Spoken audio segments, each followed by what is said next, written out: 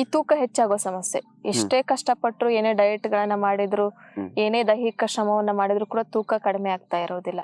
ಅಂತವ್ರಿಗೆ ಏನ್ ಮನೆ ಮದ್ದುಗಳನ್ನ ಹೇಳ್ತೀರಿ? ನೋಡಿ, ತೂಕ ಹೆಚ್ಚಾಗ್ಲಿಕ್ಕೆ ಮುಖ್ಯವಾಗಿರ್ತಕ್ಕಂಥ ಕಾರಣ ಅಂತ ಹೇಳಿದ್ರೆ ಅಗ್ನಿಮಾಂದ್ಯ. ಅದಕ್ಕಾಗಿ ಅಗ್ನಿ ಕ್ರಿಯಾಶೀಲಗೊಳಿಸ್ಕೊಂಡ್ರೆ ನಮ್ಮ ಶರೀರದಲ್ಲಿ ತೂಕ ಏನಾಗುತ್ತೆ, ಬ್ಯಾಲೆನ್ಸ್ ಆಗಿರುತ್ತೆ. ಅದಕ್ಕಾಗಿ ನಾವೇನ್ ಮಾಡ್ಬೇಕಂದ್ರೆ ಪ್ರತಿನಿತ್ಯ ಜೀರಿಗೆ ಕಷಾಯ ಕುಡಿಯೋದು ತೂಕ ಕಡಿಮೆ ಮಾಡ್ಕೊಳ್ಳಿಕ್ಕೆ ಒಂದ್ 3 ತಿಂಗಳು ಕುಡಿಬೇಕು. 2 ಚಮಚ ಜೀರಿಗೆ 2 ಲೋಟ ನೀರಲ್ಲಿ ಕುದಿಸಿ ಅರ್ಧ ಲೋಟ ಕಿಳಿಸಿ ಬೆಳಗ್ಗೆ ಎದ್ದು ಖಾಲಿ ಹೊಟ್ಟೆಯಲ್ಲಿ ಕುಡಿಯೋದು. ಆಮೇಲೆ ಅದನ್ನ ಕುಡಿದು ಒಂದ್ ಅರ್ಧ ಗಂಟೆ ಆದ್ಮೇಲೆ ಬೆಟ್ಟದ ನೆಲ್ಲಿಕಾಯಿ ಜ್ಯೂಸು, ಸೋರೆಕಾಯಿ ಜ್ಯೂಸು, ಬೂದು ಕುಂಬಳಕಾಯಿ ಜ್ಯೂಸು, ಈ ತರ ಜ್ಯೂಸ್ಗಳನ್ನು ಕುಡಿಯೋದು. ಅದ್ರ ಜೊತೆಗೆ ವಾರಕ್ಕೊಂದ್ಸಲಿ ಉಪವಾಸ ಮಾಡೋದು. ಇಷ್ಟು ಮಾಡಿದ್ರೆ ತೂಕ ಒಂದ್ ತಿಂಗಳಿಗೆ ಒಂದ್ 3-4 kg ವರೆಗೆ ತೂಕ ಕಮ್ಮಿ ಆಗುತ್ತೆ.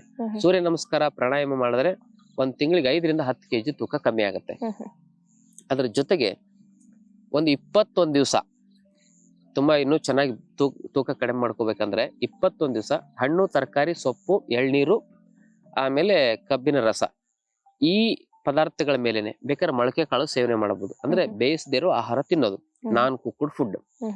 ಇದನ್ನ 21 ದಿವಸ ಸೇವನೆ ಮಾಡೋದ್ರಿಂದ ಒಂದು 5ರಿಂದ 10 kg ತೂಕ ಕಮ್ಮಿ ಆಗುತ್ತೆ.